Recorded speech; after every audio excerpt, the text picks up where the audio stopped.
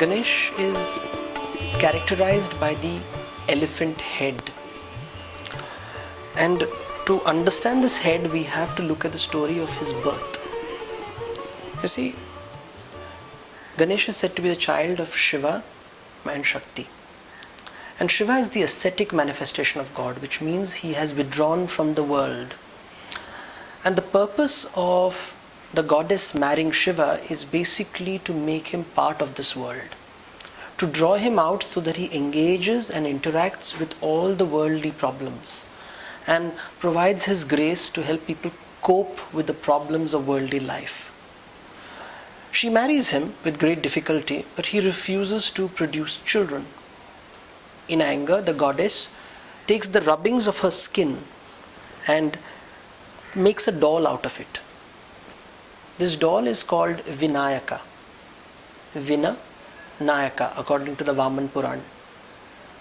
Vina means without, and Nayaka means the man. And she puts him at the door and says, "You shall not let anyone in."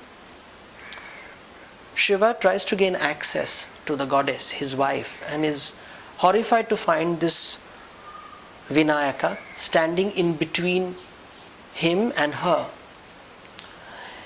The ascetic first starts experiencing emotions that are anything but ascetic. He feels jealousy, rage, anger at being stopped from looking at his own consort, for he has fallen in love with the goddess. In rage, he raises his trident and cuts the head of Ganesha. The goddess is angry. She demands that the child be brought back to life. And Shiva orders his followers, the Ganas, to fetch him the head of the first living creature that they see in the northern direction. It is significant that he asks for the northern direction because in Vastu Shastra, the northern direction is the direction of life and love. It is associated with Kuber. It is the opposite of the south. South is associated with death, with Yama. The first creature that they see in this northern direction is an elephant. Not any elephant, but Airavata, the mount of the king of the gods, Indra. Now that is a white elephant. And it is associated with Indra, who brings rain, hence water, hence fertility. And in India, where rain is so important, Indra, the rain god's mount, is associated with prosperity once again. And it is this head that the Ganas bring, the elephant's head, and place it on top of the body of Vinayaka, completing him. So if you look at Ganesha, the lower part of his body is created by the goddess, and the upper part is created by God, Shakti and Shiva. The lower part of his body is human, the upper part is animal.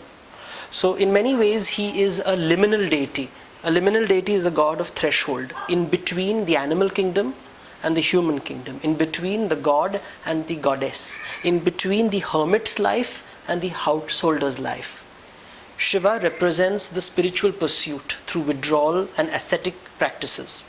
Shakti represents the worldly pursuits through family, children, and day-to-day grind of living. So Ganesha stands in between.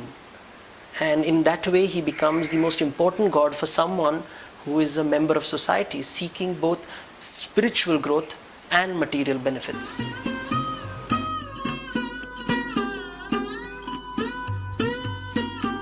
A Ganesha whose trunk is turned to the right side is worshipped, requires, they say, a very difficult form of worship.